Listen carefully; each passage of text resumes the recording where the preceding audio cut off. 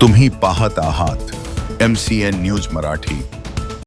आज संपूर्ण जग एका अस्थिर आणि युद्धजन्य परिस्थितीच्या उंबरठ्यावर उभे असताना हिंदू समाजात शौर्य आणि आत्मबळ जागृत करण्याच्या उद्देशाने हनुमान जयंतीचे औचित्य साधून हिंदू जनजागृती समितीच्या वतीने अकोल्यात विशेष उपक्रम राबवण्यात आला। रामराज्य स्थापनेसाठी देशभरातील विविध शहरासह अकोला जिल्ह्यातील 15 महत्त्वपूर्ण ठिकाणी सामूहिक गदापूजन सोहळा अत्यंत उत्साहात आणि भक्तिमय वातावरणात संपन्न झाला।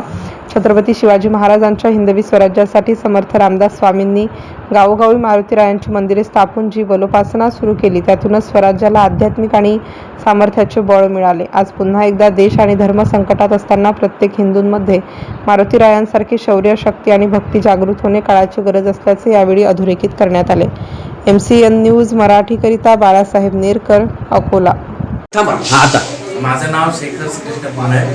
हनुमानधारा मंदिर या मंदिराचा गणेश नगर येथील मी सदस्य आहे। जो इथे आज हिंदू जनजागृती समितीतर्फे गदा पूजनाचा कार्यक्रम करण्यात आलेला आहे, तो अतिशय उत्कृष्ट कार्यक्रम आहे आणि या कार्यक्रमाद्वारे प्रत्येक हिंदूची जन मन आणि तन याच्यापासून हिंदू सनातन धर्मासाठी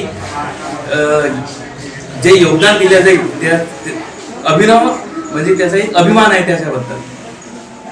मी योगेश अग्रवाल आज श्री काळा मारुती मंदिर येथे हिंदू जनजागृती समितीच्या वतीने हनुमानजींच्या गदेचं या ठिकाणी पूजन करण्यात आलेलं आहे। तसंच आपल्या समितीचे अकोल्याचे हिंदू राष्ट्र समन्वय समितीचे समन्वयक आदरणीय उदयजी महाकाका यांचा सुद्धा आज योगायोगाने वाढदिवस आहे।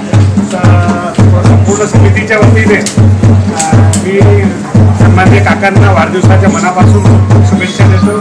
त्यांना दीर्घ आयुष्य लाभो, त्यांच्या आशा आकांक्षा अपेक्षा सर्व पूर्ण हो आणि बजरंगबलीची हनुमंताची त्यांच्यावर कृपा राहो परमनंट अशी शुभेच्छा व्यक्त करतो।